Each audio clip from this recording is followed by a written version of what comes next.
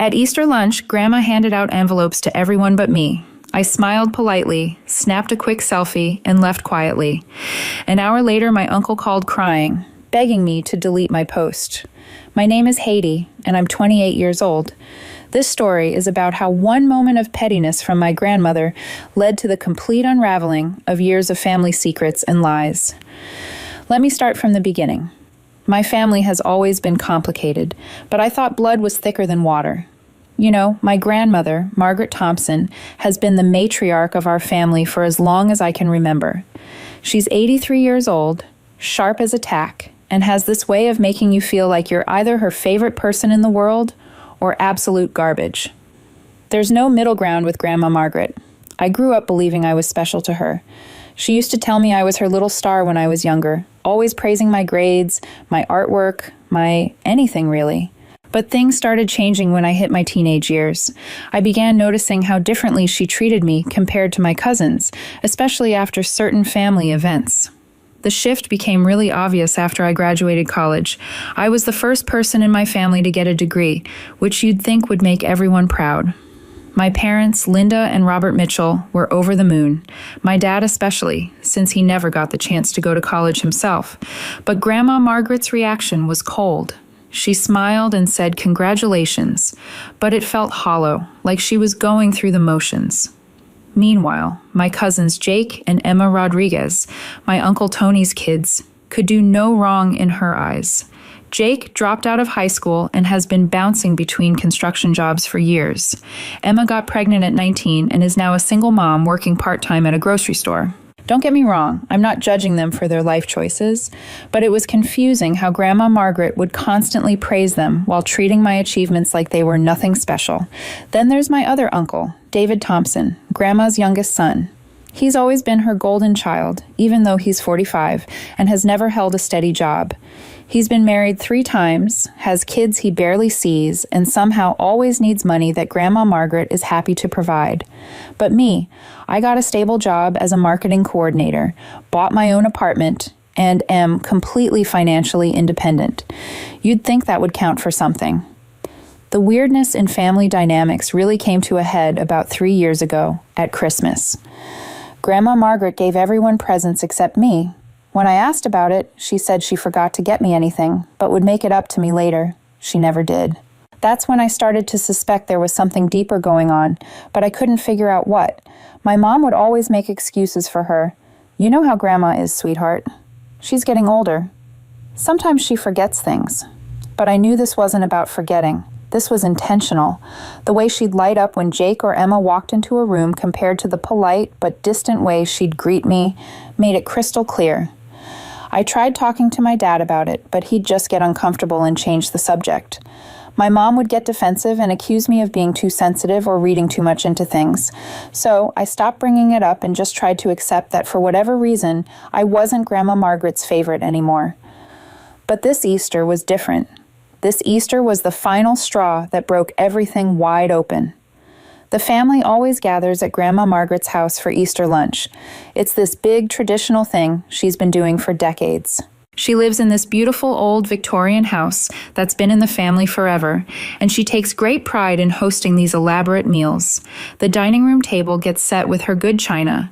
There are fresh flowers everywhere, and she always makes this incredible spread of food. This year, everyone was there. My parents, Uncle Tony, and his wife Maria with Jake and Emma, Uncle David with his current girlfriend Jennifer and me. We were all sitting around the dining room table having finished the main course when Grandma Margaret stood up and said she had something special for everyone. She disappeared into the kitchen and came back with a stack of white envelopes. My heart started beating a little faster because I remembered the Christmas present situation. But I told myself this would be different. This was Easter, and she'd specifically said she had something for everyone. One by one, she handed out the envelopes. "Tony, this is for you and Maria," she said with this warm smile. "And Jake. Emma, here are yours." She moved around the table, giving envelopes to Uncle David and his girlfriend, then to my parents. I sat there waiting, watching everyone else open their envelopes. Inside each envelope was a check. I couldn't see the amounts from where I was sitting, but I could tell by everyone's reactions that they were substantial. Jake actually gasped and said, "Grandma, this is too much." Emma started crying and hugged her. Even Uncle David, who's usually pretty cool about money since he's always getting it from her, looked surprised by the amount. But there I was, sitting at the end of the table with no envelope in front of me. Grandma Margaret had made her way around to everyone except me. She looked right at me, and for a moment, I thought maybe she was saving mine for last, maybe building up to something special. Instead, she sat back down and said, "Well, I hope everyone enjoys their Easter gift. It's so wonderful to have family together like this." I felt like I'd been punched in the stomach. The conversations around the table were buzzing with excitement as people talked about their checks, but I just sat there in complete shock. This wasn't forgetting to get me a Christmas present. This was deliberately excluding me from what was clearly a significant family gift right in front of everyone. My mom caught my eye from across the table and gave me this look that I knew meant don't make a scene. My dad was staring down at his plate, clearly uncomfortable, but not willing to speak up. Nobody else seemed to notice or care that I'd been left out. I had two choices in that moment. I could make a scene, demand to know why I was excluded, and probably ruin Easter for everyone. Or I could handle this with grace and dignity, even though I was dying inside. I chose grace, but with a twist. I smiled politely like nothing was wrong. I even congratulated Jake and Emma on their gift. Then I said, "You know what, Grandma? This has been lovely, but I just remembered I have some work to catch up on at home. Would it be okay if I headed out a little early?" Grandma Margaret looked almost relieved. "Of course, dear. Thank you for coming." I hugged everyone goodbye, still smiling, still acting like everything was perfectly fine. But before I left, I asked if I could take a quick family photo. For my Instagram, I explained. I love documenting our family gatherings. Everyone gathered around the dining room table with all those white envelopes clearly visible. Grandma Margaret was beaming in the center, surrounded by her family and all the evidence of her Easter generosity. I took several photos, making sure to get different angles, and then I took one final selfie of myself smiling in front of the group. "Perfect," I said cheerfully. "These will be great memories." I left Grandma Margaret's house and drove home in complete silence. I wasn't even crying yet. I was just numb. But by the time I got to my apartment, the reality of what had happened hit me like a freight train. I sat on my couch and just sobbed. Why was I being treated like this? What had I done wrong? Was it because I was successful? Because I didn't need money like some of the others? Was I being punished for being independent? The questions were spinning through my head, and I couldn't come up with any answers that made sense. After I cried it out, I got angry. Really angry. And that's when I decided to do something about it. I opened up Instagram and started crafting my post.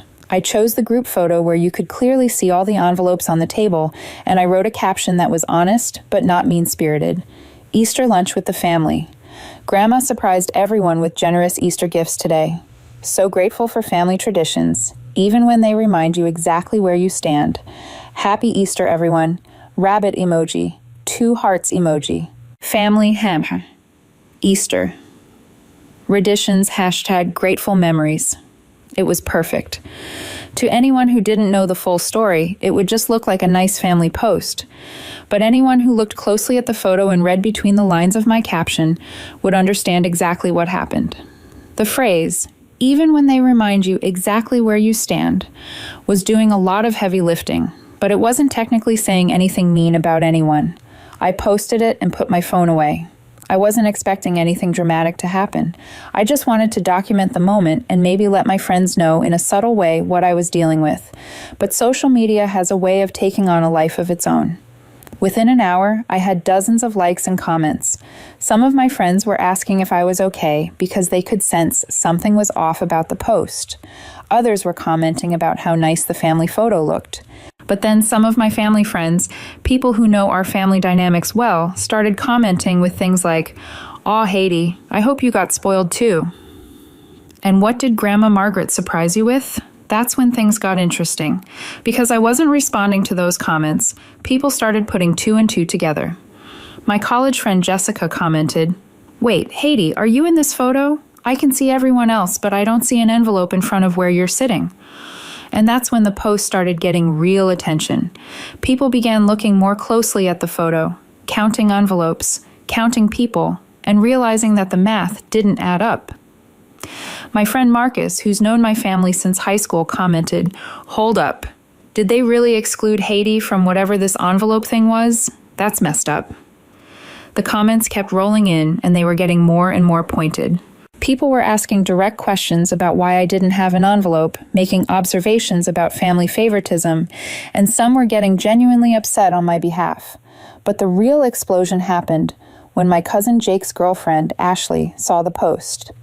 Ashley doesn't really know the family dynamics that well, but she was at Easter lunch and she remembered the envelope situation clearly.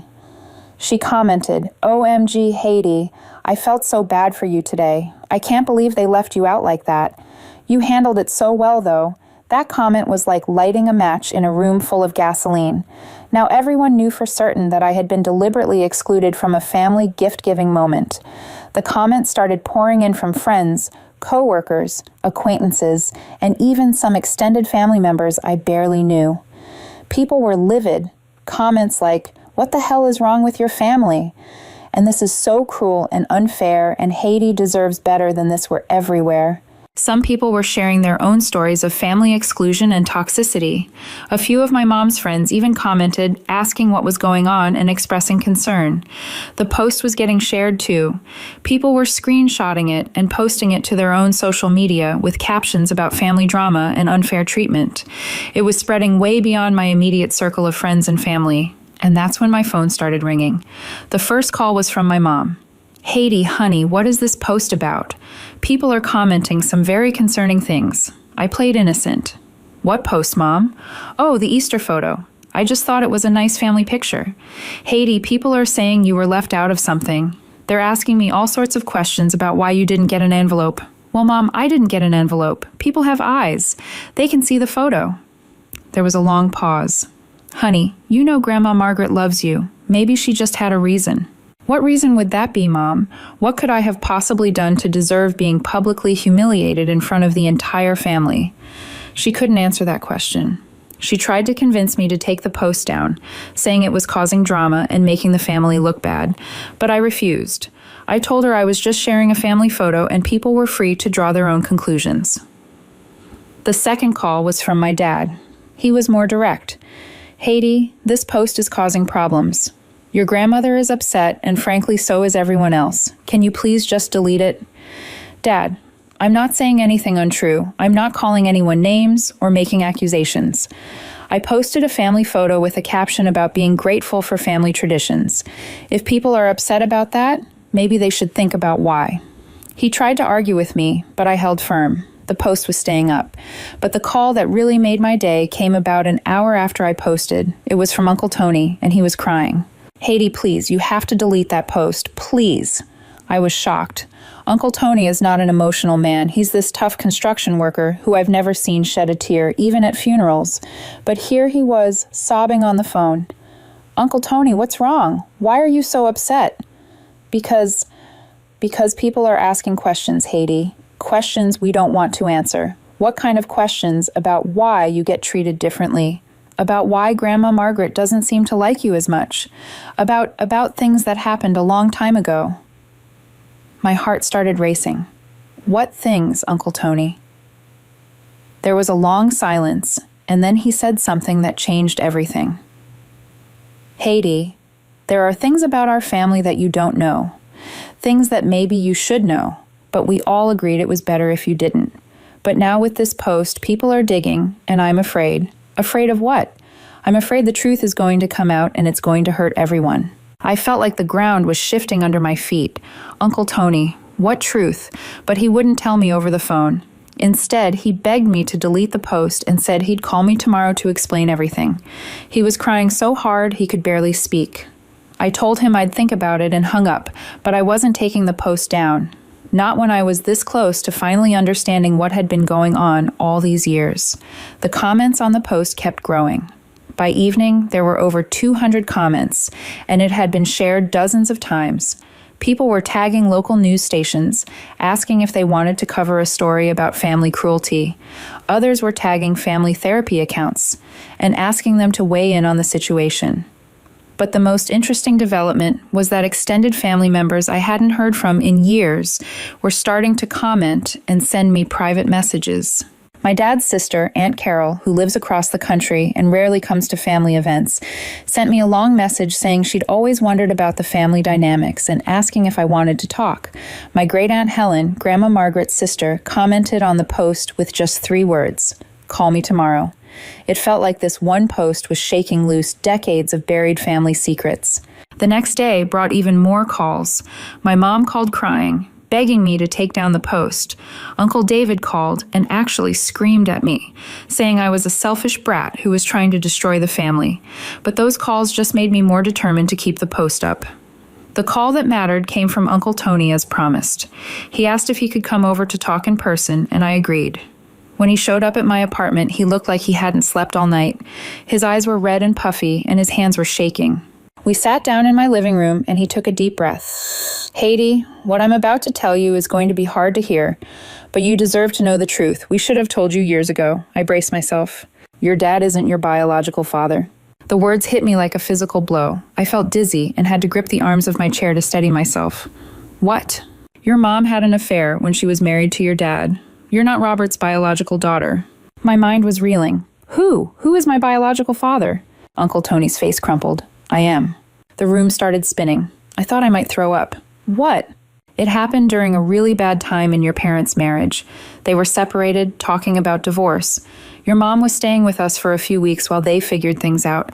Maria was visiting her family in Mexico with the kids.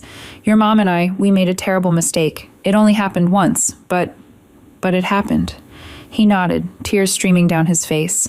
"When your parents got back together, your mom realized she was pregnant. She didn't know who the father was until you were born and started growing up. You look exactly like Emma did as a baby. Same eyes, same nose, same everything."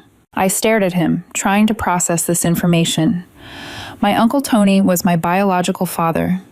Jake and Emma weren't just my cousins, they were my half-siblings. My dad, the man who raised me and loved me and supported me through everything, wasn't actually my father. "Does Dad know?" "He figured it out when you were about 2 years old, for the same reasons we did. You look too much like my side of the family, but he chose to stay and raise you as his own daughter anyway. He loves you, Haiti. You have to believe that." "And Grandma Margaret knows?" Uncle Tony nodded. "She's known since you were little, and she's never forgiven any of us for it. Not your mom, not me, and not you. In her mind, you're a living reminder of the affair that almost broke up her son's marriage." Everything was starting to make sense. The coldness, the exclusion, the way she treated Jake and Emma so much better than me, even though I was more successful. In her mind, they were her legitimate grandchildren, and I was just the product of a shameful family secret. "Why didn't anyone tell me?" "Because your dad didn't want you to feel different or unwanted. Because your mom was ashamed. Because I was too much of a coward to face what I'd done. Because we all convinced ourselves it was better if you never knew." I sat in silence for a long time, trying to absorb this massive revelation. Finally, I asked, "Why are you telling me now?" "Because your post is making people ask questions. People are starting to piece things together. Some of the older family friends remember the timing of everything, and they're starting to comment about it on social media." Maria saw the post and asked me directly, "If you're my daughter, I couldn't lie to her anymore." "What did you tell her?" "The truth, and now I'm probably going to lose my wife and kids, just like we always feared." I looked at this man who I'd grown up calling Uncle Tony, who was actually my biological father, who was sitting in my living room crying because decades of lies were finally catching up with him. "Uncle Tony, what am I supposed to call you now?" "You can call me whatever feels right to you, Haiti. I know I don't have the right to ask you to think of me as your father.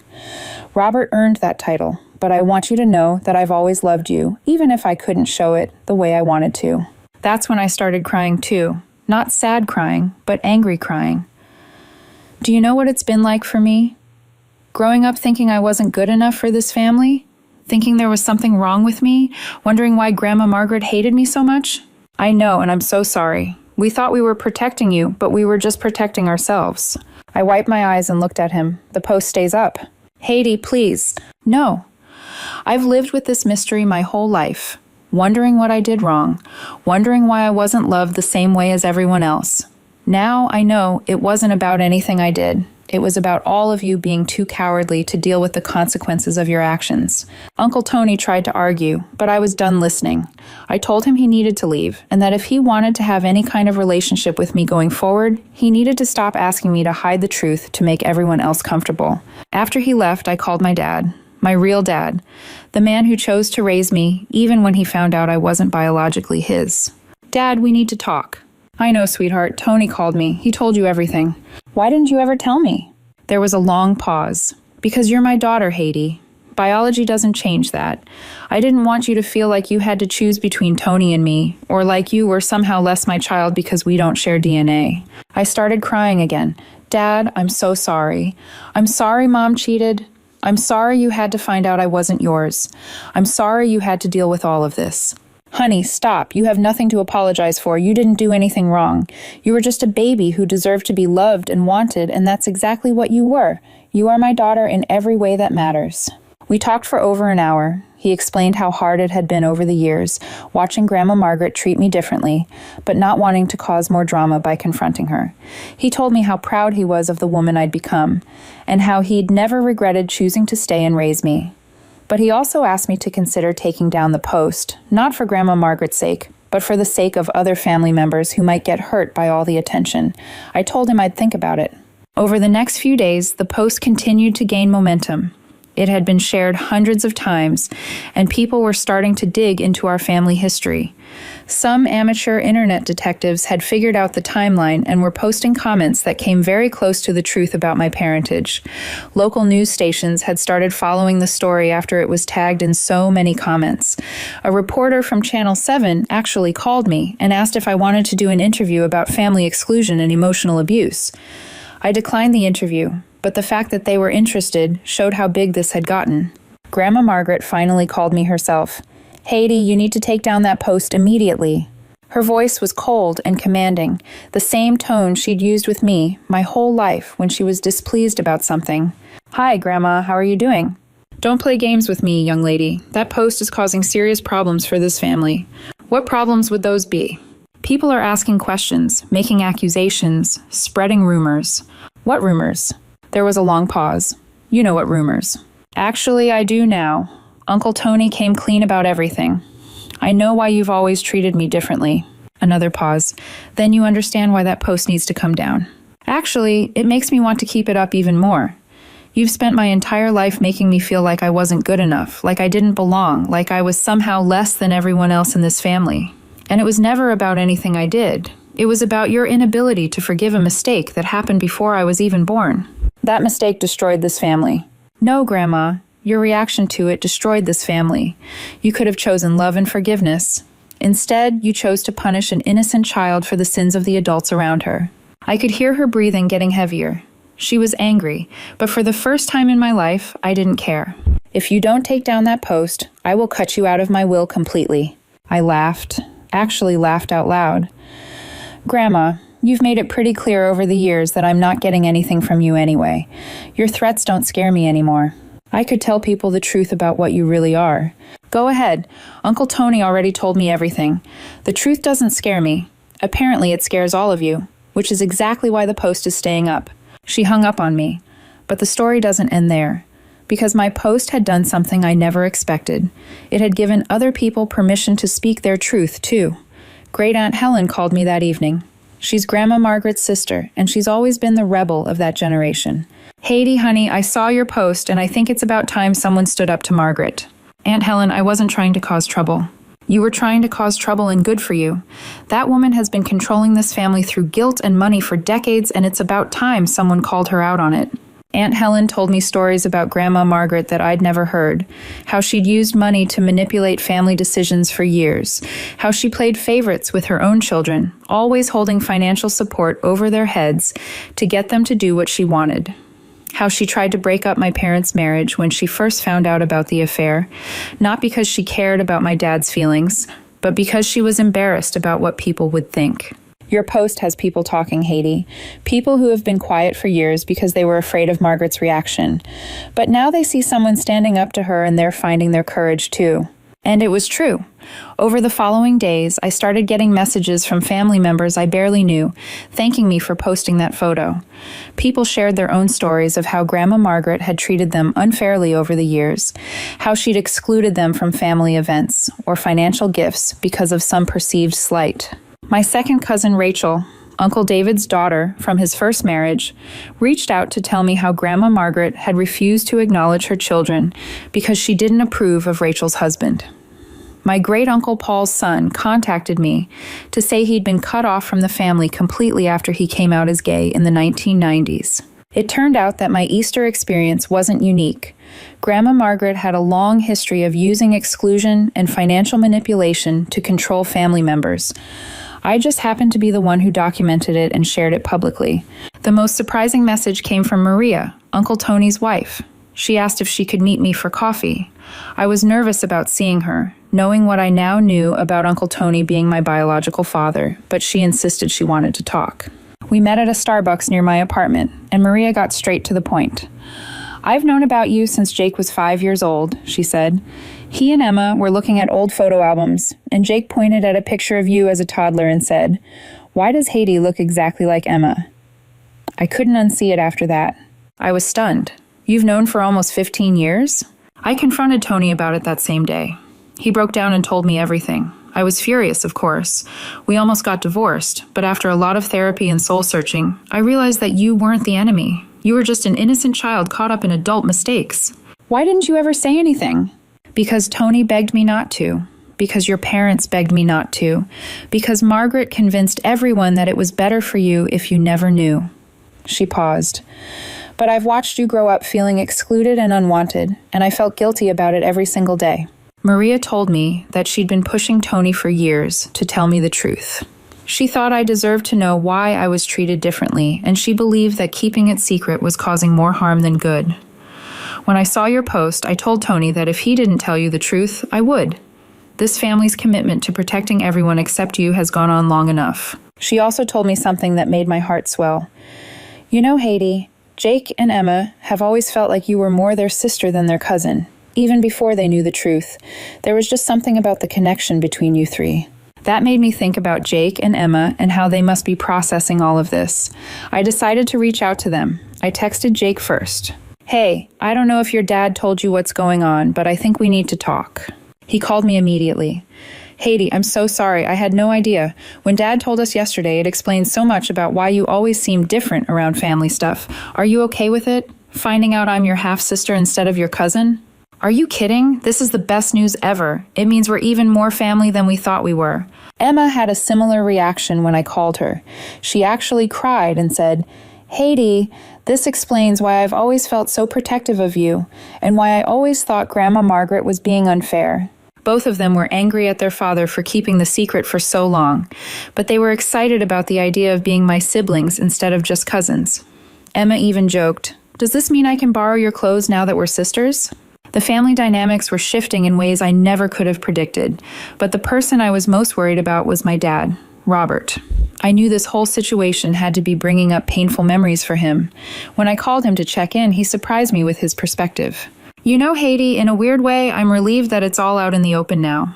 I've been watching you struggle with feeling excluded from this family for years, and I felt helpless to fix it without revealing the truth. Maybe now you can finally understand that none of it was your fault." "Dad, are you sure you're okay with all of this becoming public?" "Honestly, I'm proud of you for standing up for yourself. I should have done it years ago, but I was too worried about keeping the peace. You're braver than I ever was." Meanwhile, my Instagram post continued to gain attention. It had reached over 1,000 shares, and the comments were in the hundreds. People were dissecting every aspect of the photo, making observations about body language, facial expressions, and family dynamics. Some comments were supportive. "Good for you for documenting this.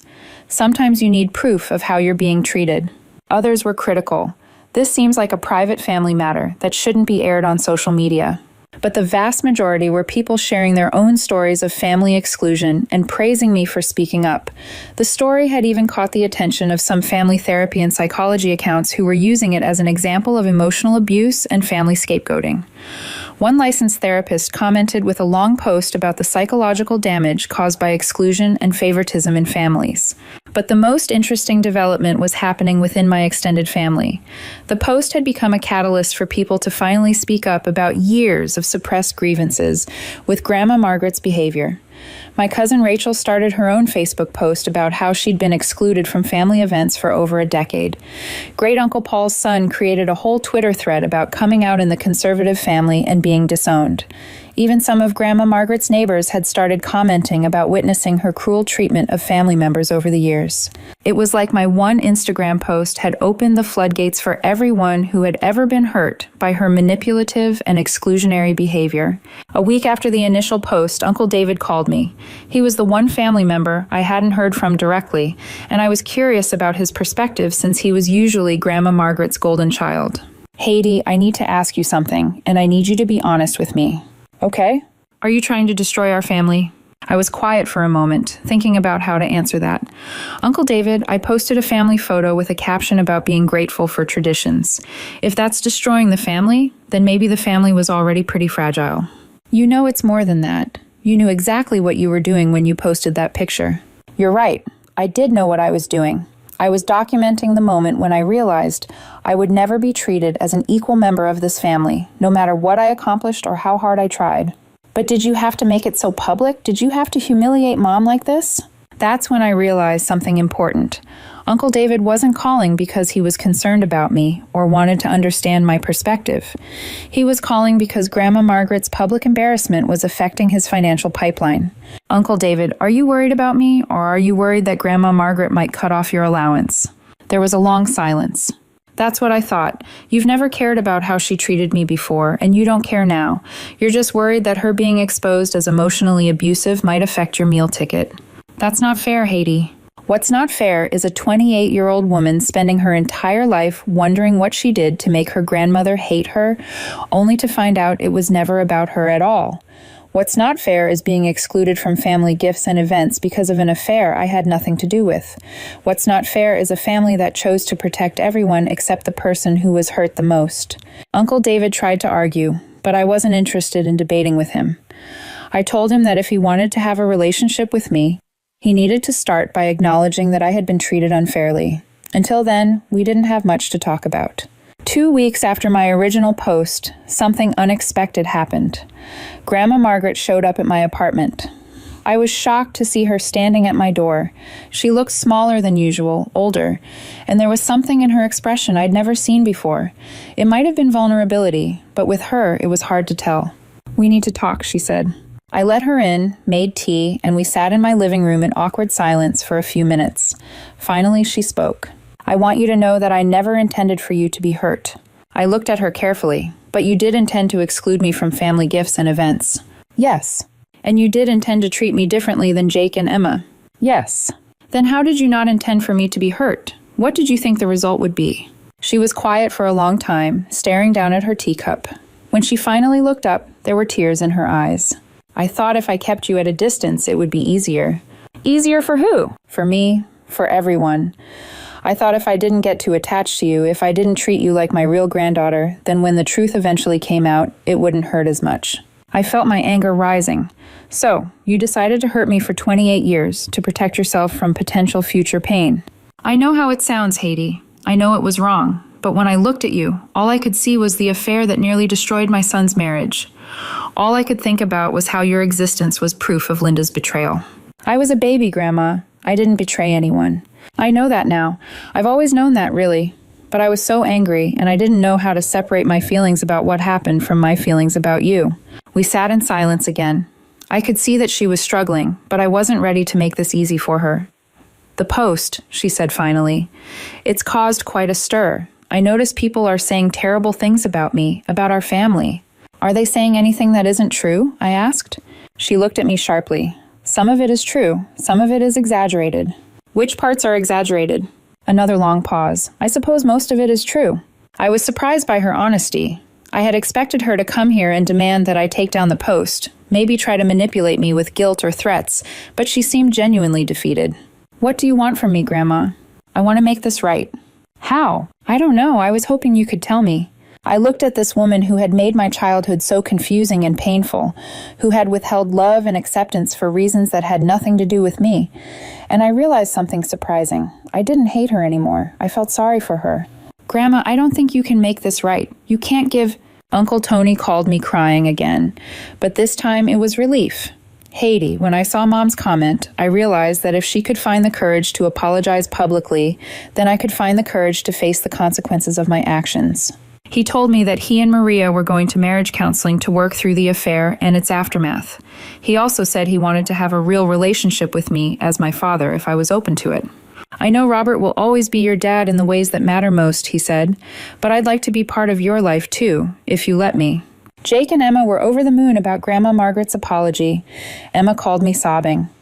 "Haiti, I'm so proud of you for standing up for yourself, and I'm so happy that Grandma finally did the right thing." Even Uncle David called to apologize for his previous conversation. "I was so focused on protecting Mom that I didn't think about protecting you. That was wrong." My parents were relieved that the truth was finally out in the open. My mom, Linda, came over the day after Grandma Margaret's comment and cried in my living room. "Haiti, I'm so sorry. I thought we were protecting you by keeping the secret, but we were really just protecting ourselves from having to face what we'd done. You deserve to know the truth, and you deserve to be loved and accepted regardless of how you came into this world." My dad, Robert, was characteristically straightforward. "I'm proud of you for handling this whole situation with such grace and strength. You forced this family to confront some ugly truths, and that took real courage." But the most meaningful response came from an unexpected source. Great Aunt Helen called me and said, "Haiti, honey, you did something that none of us adults had the backbone to do. You stood up to Margaret and forced her to face the consequences of her actions. That took real guts, and I admire the hell out of you for it." The Instagram post stayed up, and it became something of a viral sensation. It was featured in articles about family dynamics, social media accountability, and the power of documentation. A few family therapy organizations reached out asking if I wanted to share my story as an example of how to handle family exclusion and emotional manipulation. I declined most of the media requests, but I did agree to one interview with a podcast about family relationships. I wanted to share my story because I realized that what happened to me wasn't unique. There are lots of people out there who feel excluded from their families for reasons they don't understand, and I wanted them to know they weren't alone. 6 months later, our family looks completely different than it did before that Easter lunch. Grandma Margaret and I have started having weekly coffee dates where we're slowly rebuilding our relationship. She's told me stories about her own childhood and the pain that shaped her into someone who controlled others through exclusion and manipulation. It doesn't excuse her behavior, but it helps me understand it. Uncle Tony and I are developing a relationship as father and daughter, which is strange but wonderful. He's teaching me about the construction business, and I'm helping him understand social media marketing for his company. Jake and Emma officially call me their sister now, and we're closer than we've ever been.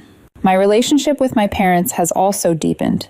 Knowing the whole truth about my origins has actually brought us closer together. My dad and I talk openly about what it was like for him to raise a child who wasn't biologically his.